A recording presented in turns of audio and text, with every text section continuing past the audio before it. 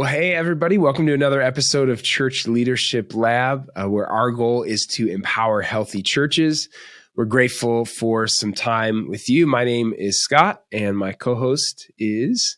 Kacie. Hello. Awesome. I almost said good afternoon. It could be any time. I don't know. Yeah, it could. You can't good say afternoon. Do you remember the movie The Truman Show? Did you ever watch that movie? Amazing movie, first of all. Good morning, good evening, and good night.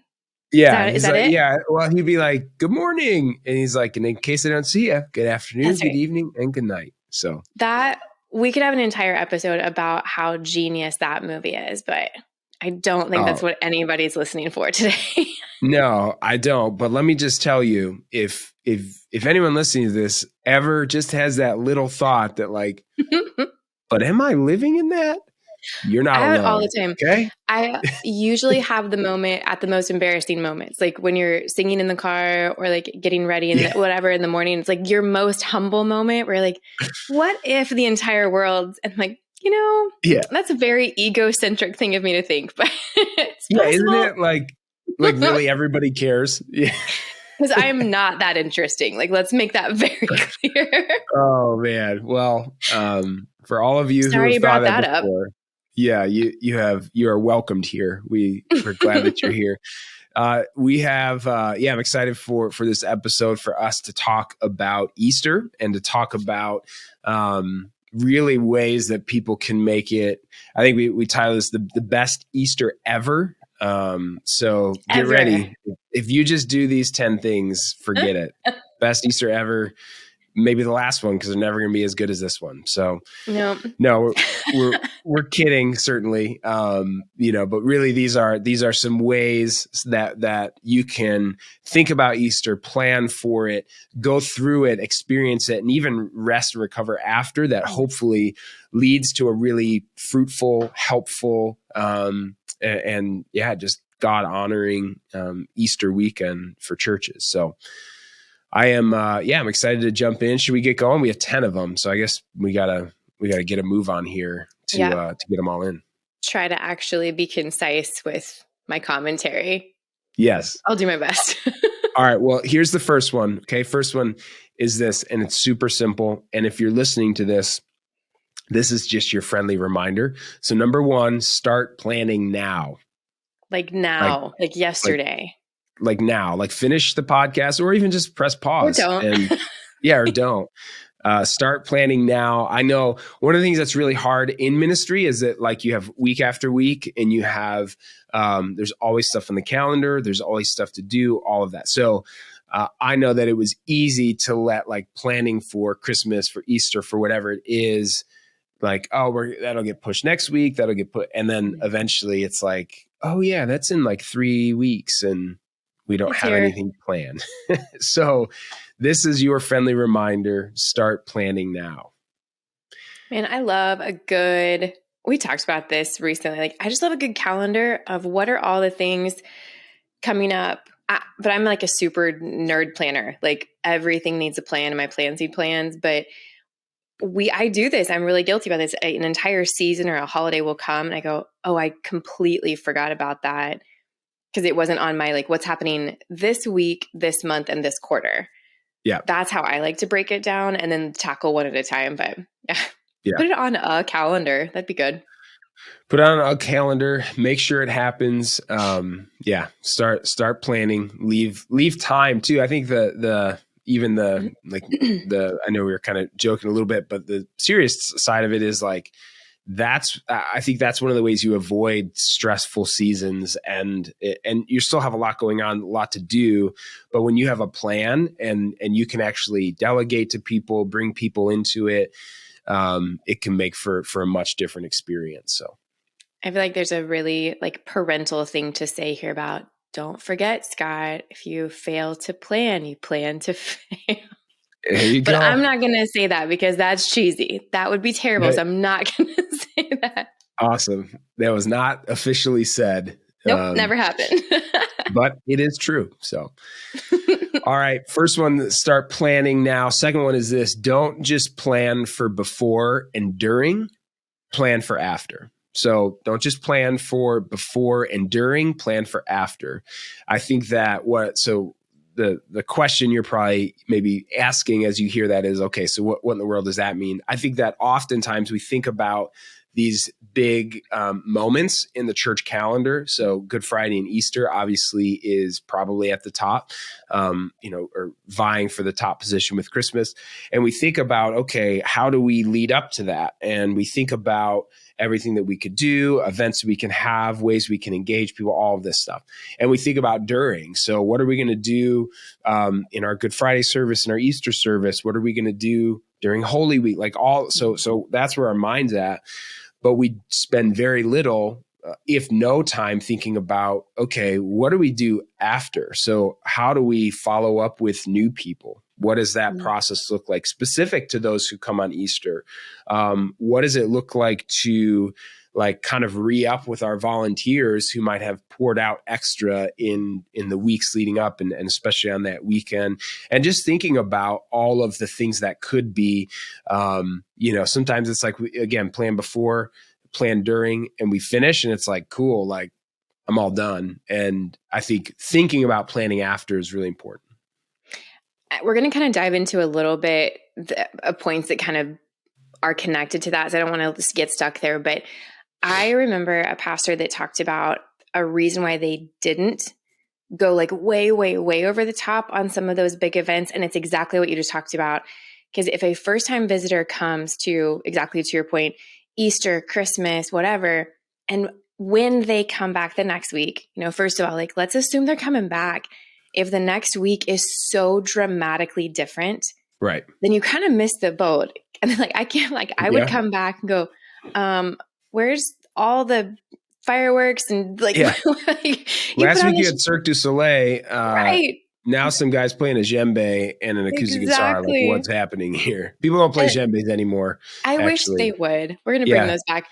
And that's not to say that you can't have a production, but it's exactly to your point. What happens afterwards, if it's just absolute wah-wah, then that's kind of that's a missed opportunity. So plan after. I like that one. Yep. I'll take number 3. Number 3, think like a first-time visitor.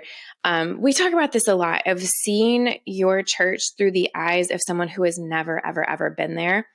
And if you have not seen your church like a first-time visitor, take a weekend off. Use that one weekend that you have not yet stepped away to re-energize, refill your spiritual cup. Go visit a church and see what you see as a first-time visitor. Everything from, was it clear where to park? Could I find the bathroom? Where did kids check in? Like all the things that you don't see through fresh eyes because you see it every single week. Easter, Good Friday, Easter, that entire week, you're going to see more first-timers than most other times of the year. So man, have we thought about all of the questions that a lot of people are going to have and might be too embarrassed to ask? So I love pausing everything from the parking lot all the way through the flow of service. Do I know where to find all these things? How's my signage? Will people even know the really basic human things before they get into the auditorium to prepare to receive the message? 100%. Yeah. And it's easy, like, again, when you're in it, or even, you may have a church building, you may have a permanent space, you may not. So but even I know when I've served at churches that have a permanent space, like, well, I know where the bathroom is and I know where to drop my kids off. And you're in it all the time. And so, stepping back and really being intentional is super important. It's kind of like, this is so cheesy. If you get up in the middle of the night in your own home, you can find the kitchen to get a glass of water, but do that in a hotel room or at your friend's house. And you get up in the middle of the night in the dark and you're going to run into a wall. So practice that. That's a great analogy. I am full of the analogies that are just so cheesy, but at least I'm consistent. They're impactful. Yeah. Thank you. Cheesy, but you're very kind. I think you meant memorable as in I will never forget that. I don't think you meant powerful and impactful, but I received that. Yeah, either way. All right. Number 4, give people what they need, not what they want.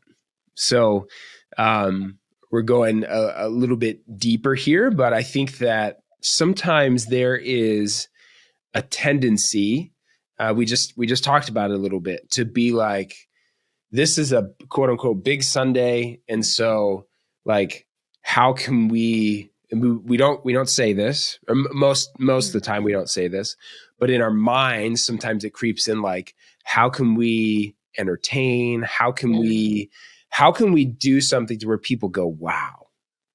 And I think that there's a danger in that, but I think that the really what I think is that people need more than that. Like there's so much that happens that we can see in our world. Like if you go to, Disney or wherever, like you walk in and the production is like, wow. And so like you probably can't be Disney. And the people who are sitting in your church, who are a part of your church, who are your church, they don't need that.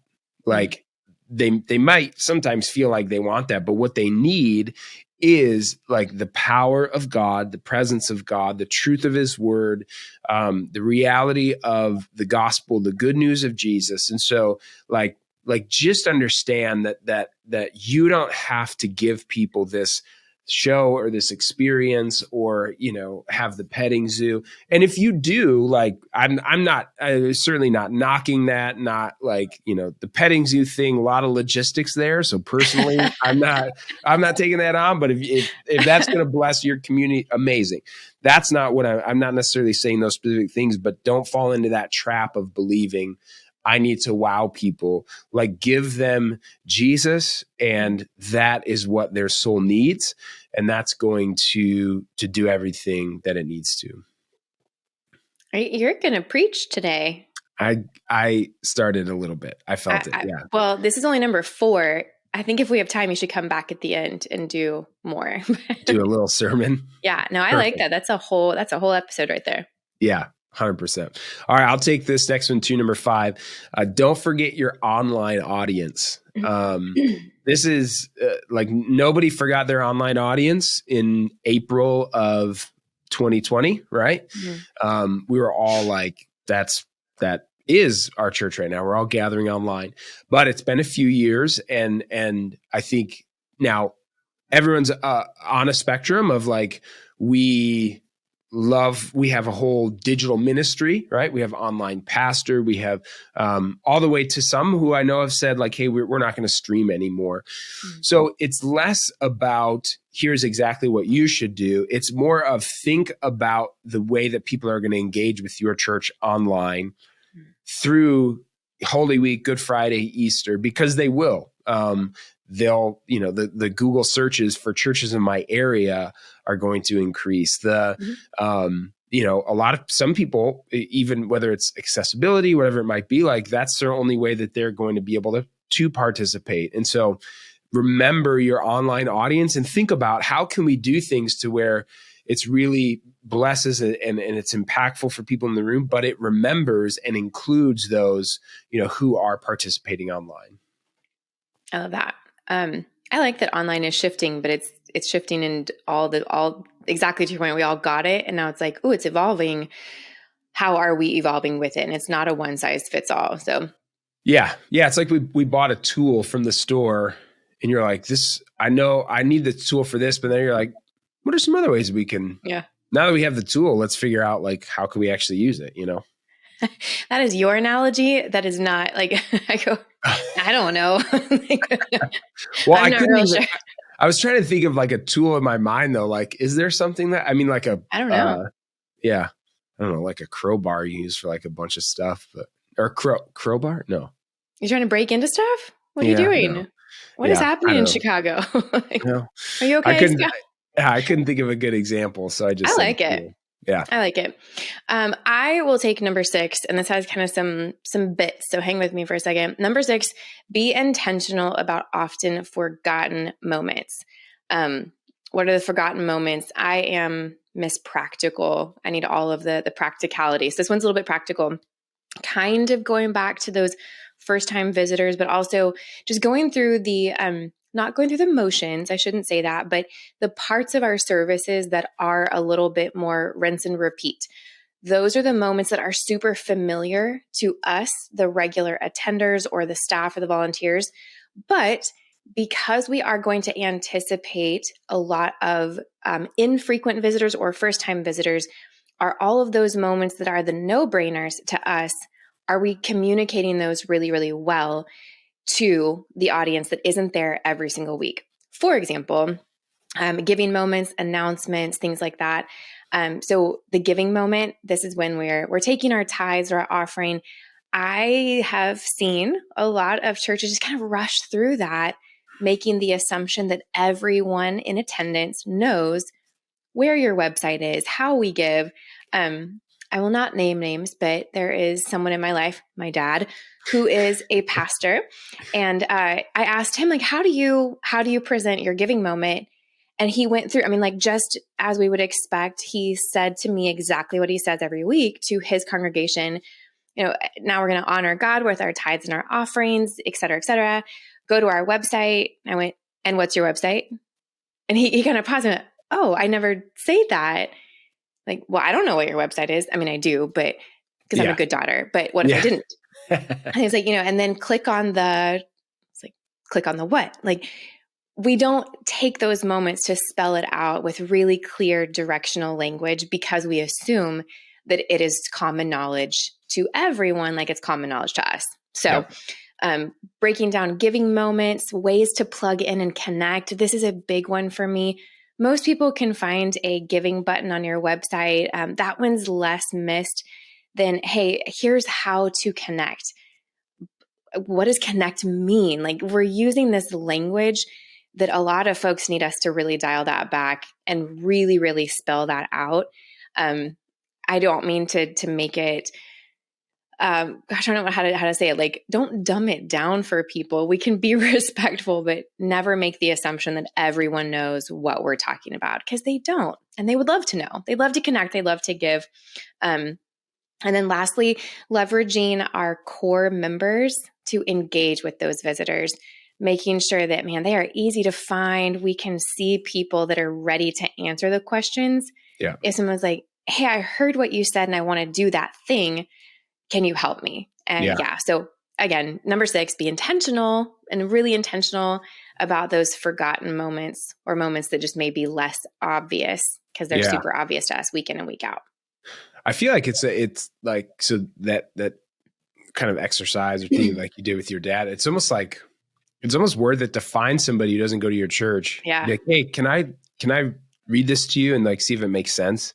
Yes. Whether it's announcement script or whatever, like actually have somebody who doesn't know, what to do, where to go, all of that. I mean, like, is this really clear? Right. And I think too, like, think about when I hear too that those forgotten moments, I think of a couple moments like either to before or after the service. So like, what's happening before? How are people being connected with or engaged or whatever it is? What's the process of even, like we're saying, like not just your staff, but your like core members who are greeting, welcoming people, what's happening after? Like, I just think those things, and sometimes too, I think even in thinking about them, it's not that you're necessarily even like, we have this groundbreaking thing that we're going to do that like is going to start the trend in churches for years to come about, the 10 minutes before our service.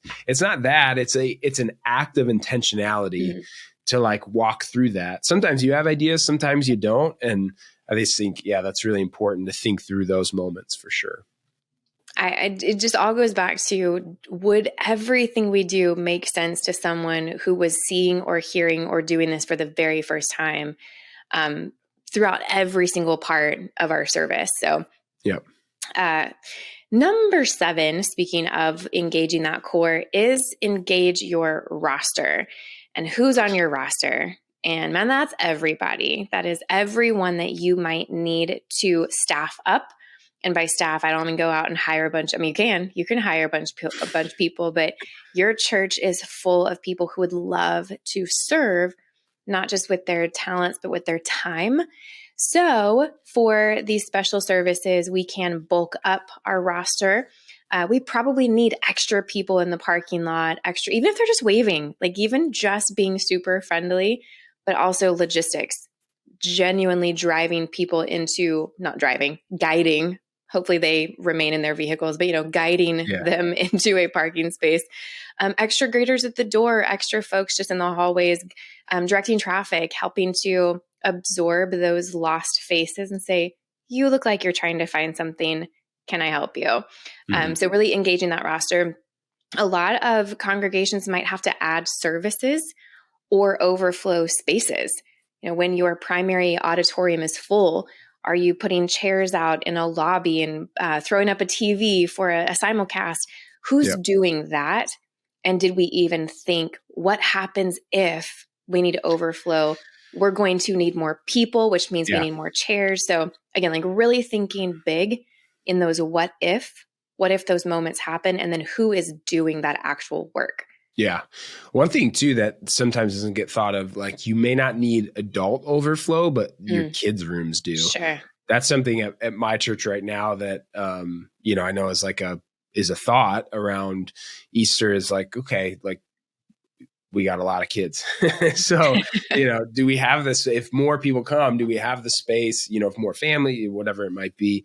I think too that like when you engage people, when you engage your roster, I don't know, like people, I think in general, not all the time, but love to be a part of like something awesome that's happening, love to be a part of a weekend where, man, we're all coming together for this mission and we're coming together to celebrate, the resurrection, to remember Jesus' death. Like, so like, I think we've talked about this before, but don't say no for people. Yeah. They can do that and give them an opportunity at least. That has stuck with me. I was just thinking about what you're talking about, and you're referencing Steve from a previous episode. He said that, and I've thought about it, not quite in that way, but he said, don't say no for people. I love even breaking this down. The staff might know if we have too many folks, we're going to add an extra service and we're going to open overflow for kids. If we don't tell the congregation that, who's doing that? So again, we're not even offering the opportunity. Hey, church family, we are preparing for Easter in February. We are planning.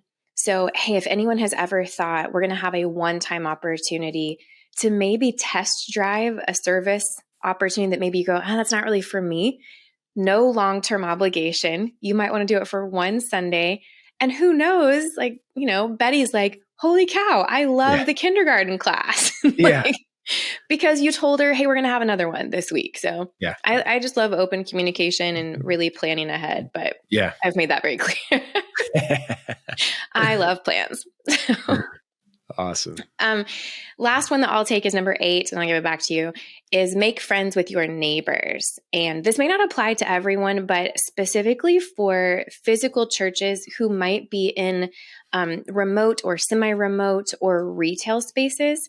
You probably already know what I'm going to say, but if you've got retail partners, restaurants or retail spaces that you kind of you co-op on Sundays, and they probably, in many cases, don't look forward to Sunday because you and all your wonderful churchgoers, you take their parking spaces, folks leave their coffee cups in the park, whatever it may be. Sometimes we are guilty of not being good neighbors. So as we are planning way ahead, let's make friends with our neighbors, mend fences. If those neighboring relationships are already damaged, like let's go do some damage control and get some fruit baskets out there or something.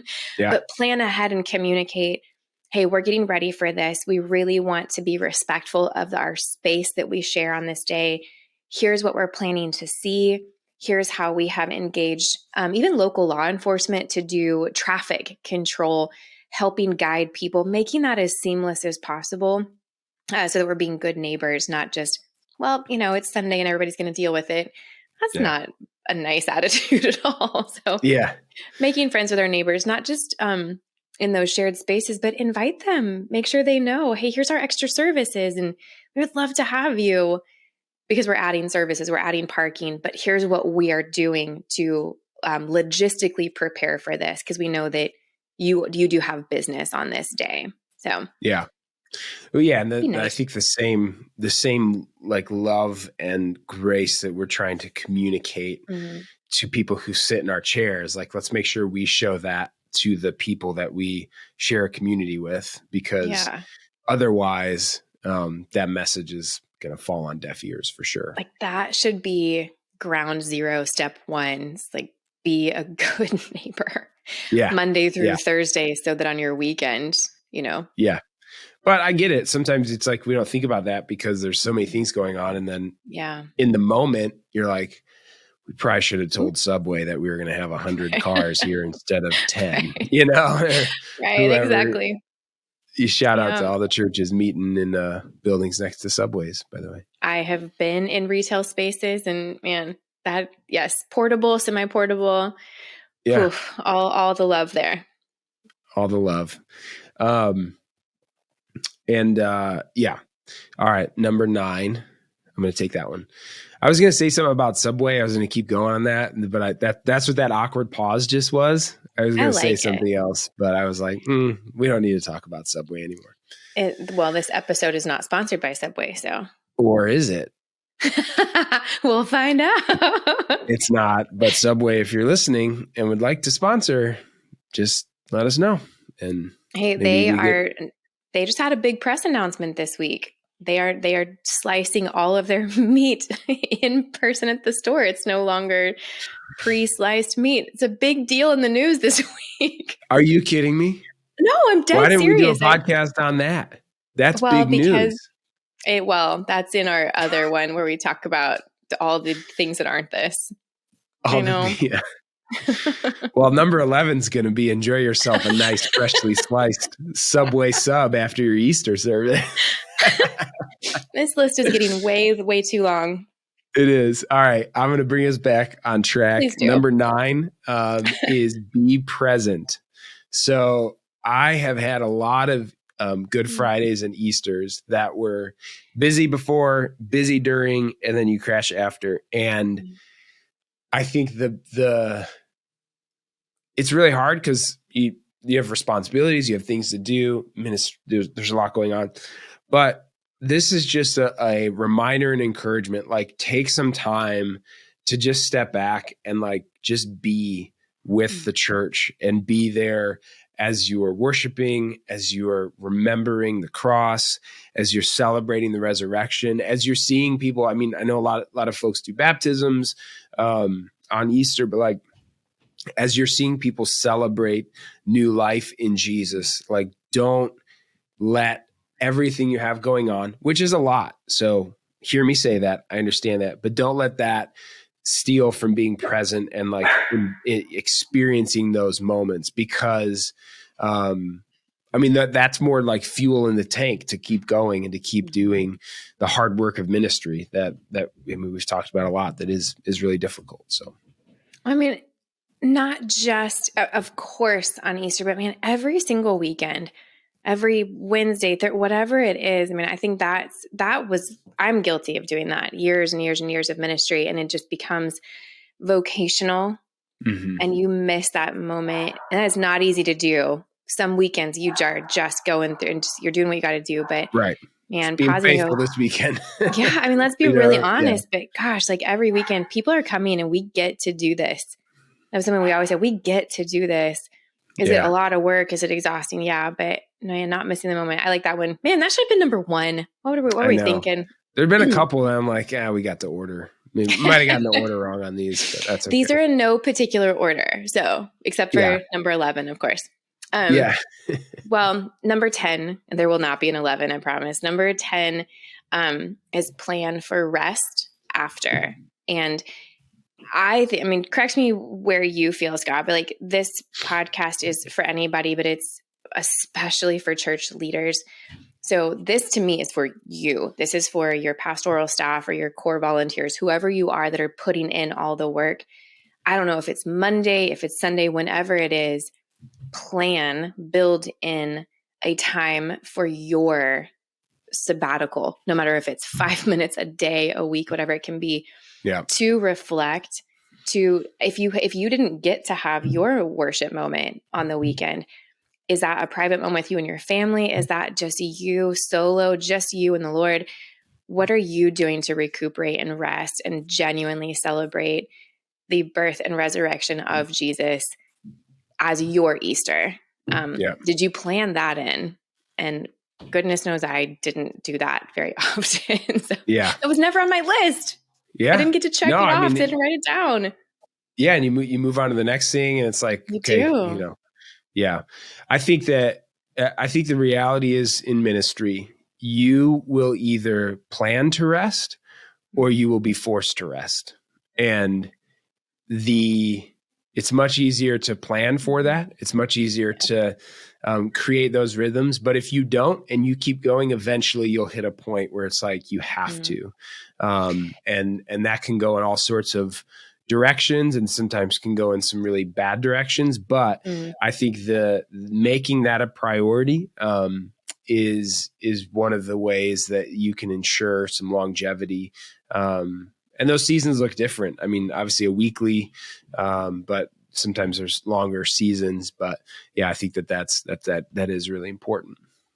I think we talked to organizations of all shapes and sizes. So if maybe you're a staff of one, what do you individually have planned? But from a leadership perspective, if you are, for lack of a better, you're a manager as a senior or executive, any pastoral leadership role, what are you doing to build in and hold your team members accountable? Like, I will not see you on Monday.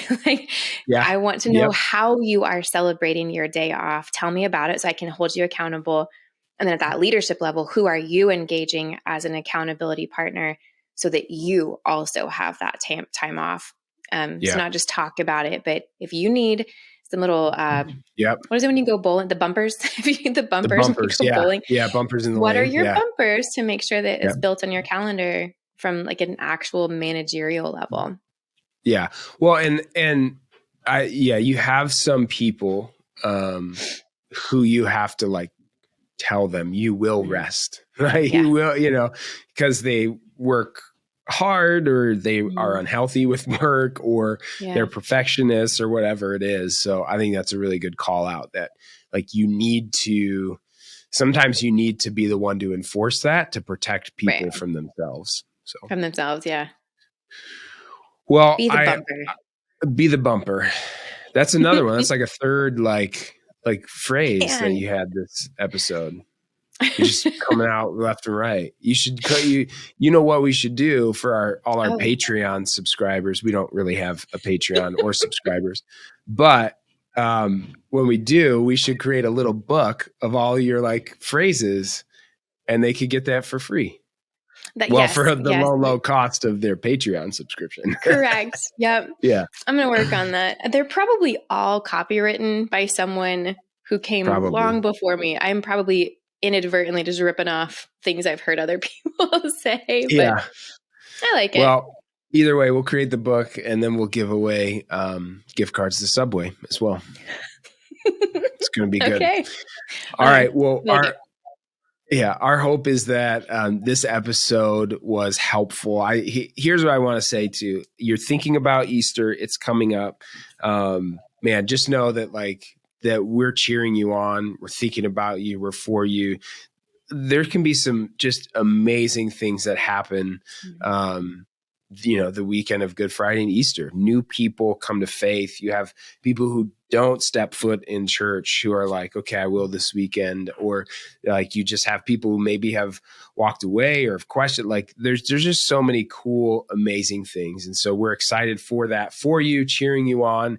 And hopefully even just one of these 10 things were helpful for you, for your ministry. So we'd love for you to share this with somebody. If it was helpful, you can you can subscribe, you can leave a review, you can do all those things.